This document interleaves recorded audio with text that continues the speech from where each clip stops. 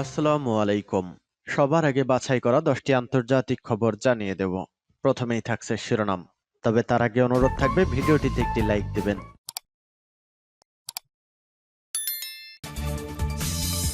দখলদার ইসরায়েলি বাহিনী এবং ফিলিস্তিন পুরোদমে যুদ্ধ চলছে, জানিয়ে দেব হাতে থাকা সর্বশেষ আপডেট আন্তর্জাতিক সংবাদ। প্রথমেই সংবাদ শিরোনাম। প্রথমেই জানিয়ে দিব, গাজাকে কবরস্থানে পরিণত করছে ইসরায়েল, বলেছেন এরদোয়ান। এরপর জানিয়ে দিব, ইসরায়েলের বিরুদ্ধে শুক্রবার ফের রায় দেবে আইসিজে। এদিকে এবার ইউরোপের 3 দেশের সঙ্গে ঠান্ডা লড়াই নেতানিয়াহুর। আরও জানিয়ে দিব, ব্রিটিশ লক্ষ্যবস্তুতে হামলার হুমকি রাশিয়ার। সর্বশেষ জানিয়ে দিব, গাজায় আবারও হামলা চালানোর হুমকি ইসরায়েলের। এতক্ষণ শুনছিলেন সংবাদ শিরোনাম, এবারে বিস্তারিত। তবে অনুরোধ থাকবে ভিডিওটিতে একটি লাইক করবেন এবং কমেন্ট করে জানিয়ে দিবেন কোন জেলা থেকে আপনি আমাদের এই ভিডিওটি দেখছেন। গাজাকে গণকবরে পরিণত করেছে ইসরায়েল, বলেছেন এরদোয়ান। গাজায় শতাব্দীর সবচেয়ে বড় গণহত্যা হয়েছে বলে ইসরায়েলের তীব্র সমালোচনা করেছেন তুরস্কের প্রেসিডেন্ট রিসেপ তাইপ এরদোয়ান। তিনি বলেন, যে দেশগুলো মানবাধিকার ও আন্তর্জাতিক আইন সম্পর্কে অন্যদের বক্তৃতা দিচ্ছে তারাই অস্ত্র এবং কূটনৈতিক সমর্থন দিয়ে সহায়তা করছে ইসরায়েলকে। রাজধানী আঙ্কারায় ইন্টারন্যাশনাল বেনেভোলেন্স অ্যাওয়ার্ড অনুষ্ঠানে বক্তৃতাকালে এরদোয়ান বলেন, যেসব দেশ ইসরায়েলকে রসদ ও সামরিক সহায়তা দিয়ে আসছে তারা ইসরায়েলের রক্তপাতের সঙ্গে জড়িত।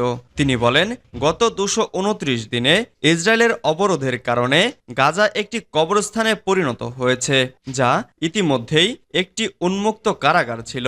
এরদোগান আরও বলেন, যতক্ষণ পশ্চিমা শক্তিগুলো ইসরায়েলের প্রধানমন্ত্রী বেনিয়ামিন নেতানিয়াহুর পেছনে দাঁড়ানো অব্যাহত থাকবে ততক্ষণ পর্যন্ত ফিলিস্তিনে গণহত্যা রোধ করা যাবে না। তুর্কি নেতা হুঁশিয়ারি দিয়েছিলেন যে ইহুদিবাদী সম্প্রসারণবাদ এভাবে চলতে থাকলে বিশ্বে নতুন সংঘাতের সৃষ্টি হতে পারে। তিনি দাবি করেন, ইসরায়েল এই যুদ্ধে হেরেছে এবং মানবতার দৃষ্টিতে লাঞ্ছিত হয়েছে। ইসরায়েলের বিরুদ্ধে শুক্রবার ফের রায় দেবে আইসিজে। ফিলিস্তিনের রাফায় নৃশংস অভিযান পরিচালনা করছে ইসরায়েল। তাদের এ অভিযানের বিরুদ্ধে এবং হামলা বন্ধের আদেশ দিয়ে শুক্রবার বিকেলে রায় দেবে ইন্টারন্যাশনাল কোর্ট অব জাস্টিস। খবর আল জাজিরার। রাফায় 10 লাখেরও বেশি বাস্তুচ্যুত ফিলিস্তিনি রয়েছে, যাদের ওপর বর্বর হামলা চালিয়ে যাচ্ছে ইসরায়েল। গত সপ্তাহে শুনানিতে দক্ষিণ আফ্রিকা আইসিজেকে গাজা এবং বিশেষ করে রাফাতে ফিলিস্তিনি জনগণের বেঁচে থাকা নিশ্চিত করতে ইসরায়েলের আক্রমণ বন্ধের আদেশ দেওয়ার আবেদন করেছেন। ওই আবেদনের প্রেক্ষিতেই এ রায় হবে। এর আগে জানুয়ারিতে প্রাথমিক শুনানির পর আইসিজে গাজায় মানবিক দুর্ভোগ সীমিত করার জন্য ইসরায়েলকে পদক্ষেপ নিতে নির্দেশ দিয়ে বেশ কিছু অস্থায়ী ব্যবস্থা জারি করে। গত বছর 7 অক্টোবর থেকে এ পর্যন্ত গাজায় অভিযানের নামে গণহত্যা চালিয়ে যাচ্ছে ইসরায়েল। এবার ইউরোপের 3 দেশের সঙ্গে ঠান্ডা লড়াই নেতানিয়াহুর। স্বাধীন রাষ্ট্র হিসেবে ফিলিস্তিনকে স্বীকৃতির দাবি বহুদিনের। জাতিসংঘের বেশিরভাগ সদস্য রাষ্ট্র ইতিমধ্যেই ফিলিস্তিনকে রাষ্ট্র হিসেবে স্বীকৃতি দিয়েছে। তবে ইসরায়েল, মার্কিন যুক্তরাষ্ট্র সহ পশ্চিমা বলয়ের বেশ কিছু দেশে এখনও ফিলিস্তিনকে রাষ্ট্র হিসেবে মানে না। ফিলিস্তিন 2012 সাল থেকে জাতিসংঘের অসদস্য পর্যবেক্ষক রাষ্ট্র হিসাবে মর্যাদা পাচ্ছে। জাতিসংঘে বরাবর ফিলিস্তিনকে রাষ্ট্র হিসেবে স্বীকৃতির প্রস্তাব উঠলেও যুক্তরাষ্ট্রের ভেটোতে তা খারিজ হয়ে যায়। সম্প্রতি আবারও ফিলিস্তিনকে পূর্ণ সদস্য করার একটি প্রস্তাব পাশ হয়েছে জাতিসংঘের সাধারণ পরিষদে, যা নিয়ে ক্ষোভ প্রকাশ করেছে ইসরায়েল। এর মাঝেই ইহুদি দেশটির সঙ্গে সংঘাত বাড়িয়ে ফিলিস্তিনকে রাষ্ট্র হিসেবে স্বীকৃতি দেওয়ার ঘোষণা করেছে পশ্চিমা বলয়ের দেশ স্পেন, নরওয়ে ও আয়ারল্যান্ড। আর এতে ক্ষিপ্ত হয়ে এই 3 দেশ থেকে ইসরায়েলের রাষ্ট্রদূতদের প্রত্যাহার করেছে নেতানিয়াহু। ক্ষোভ প্রকাশ করে ইসরায়েলের প্রধানমন্ত্রী বেঞ্জামিন নেতানিয়াহু বলেছেন, ফিলিস্তিনকে রাষ্ট্রের মর্যাদা দেওয়া মানে সন্ত্রাসবাদকে পুরস্কৃত করা। বুধবার এক্স হ্যান্ডেলে ইসরায়েলের প্রধানমন্ত্রী বলেন, বেশ কিছু ইউরোপীয় দেশ ফিলিস্তিনকে রাষ্ট্রের মর্যাদা দিচ্ছে। এর উদ্দেশ্য একটাই, সন্ত্রাসবাদকে পুরস্কৃত করা। সামরিয়া ও জিহাদিয়ার ৮০% ফিলিস্তিনি গত ৭ অক্টোবরের হামলাকে সমর্থন করে। রাষ্ট্র স্বীকৃতি দিলে এটা একটা সন্ত্রাসী দেশ হয়ে উঠবে। আমরা তা কখনোই হতে দেব না। সন্ত্রাসবাদকে পুরস্কৃত করলেই শান্তি ফিরবে না। এর আগে বুধবার ফিলিস্তিনকে স্বীকৃতি দেওয়ার ঘোষণা দিয়ে নরওয়ের প্রধানমন্ত্রী জোনাস গাহর স্টোর বলেন, ইসরায়েলের ভালোর জন্যই সেখানে ২ রাষ্ট্রনীতি কার্যকর হওয়া প্রয়োজন।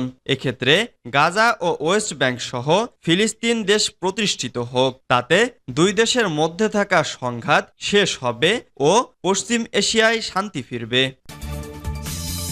ব্রিটিশ লক্ষ্যবস্তুতে হামলার হুমকি রাশিয়ার পররাষ্ট্র মন্ত্রণালয়ের মুখপাত্র মারিয়া জাখারোভা বলেছেন, রুশ ভূখণ্ডে হামলা চালাতে ইউক্রেন যদি ব্রিটিশ অস্ত্র ব্যবহার করে তাহলে মস্কো ব্রিটিশ লক্ষ্যবস্তুতে হামলা চালাবে।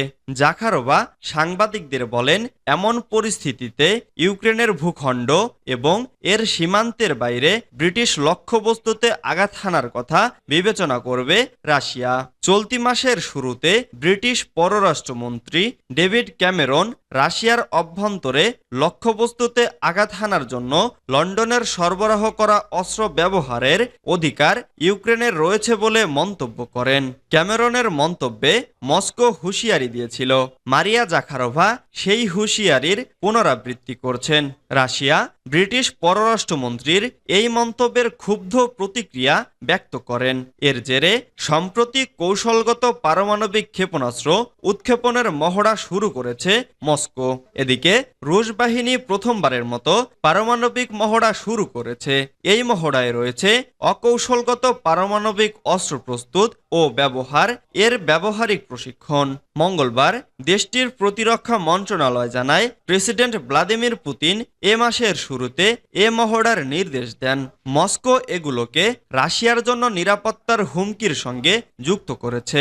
পশ্চিমা কর্মকর্তারা পুতিনের পারমাণবিক হুমকিকে যুদ্ধাংদেহী বিবৃতি বলে অভিহিত করেছে। কৌশলগত বা অকৌশলগত পারমাণবিক অস্ত্রগুলি পুরো শত্রু শহর চিহ্নিত করার জন্য নকশা করা, কিন্তু কৌশলগত অস্ত্রের চেয়ে অকৌশলগত অস্ত্র কম শক্তিশালী। তবুও এগুলোর বিশাল ধ্বংসাত্মক সম্ভাবনা রয়েছে। সূত্র রয়টার্স। গাজায় আবারও হামলা চালানোর হুমকি ইসরায়েলের। সম্প্রতি নরওয়ে, আয়ারল্যান্ড এবং স্পেন জানিয়েছে যে তারা ফিলিস্তিনকে রাষ্ট্র হিসেবে স্বীকৃতি দিতে যাচ্ছে, কিন্তু এ ঘটনায় ক্ষোভ প্রকাশ করেছে ইসরায়েল। ক্ষুব্ধ প্রতিক্রিয়া জানিয়ে ইসরায়েল হুমকি দিয়েছে যে গাজার ওপর তারা আরও আক্রমণ চালিয়ে যাবে এবং অধিকৃত পশ্চিম তীরে আরও নতুন বসতি স্থাপন করা হবে। খবর আল জাজিরার। স্পেন, আয়ারল্যান্ড এবং নরওয়ের পক্ষ থেকে জানানো হয়েছে যে আগামী সপ্তাহে আনুষ্ঠানিকভাবে ফিলিস্তিনকে রাষ্ট্র হিসেবে স্বীকৃতি দেওয়া হবে।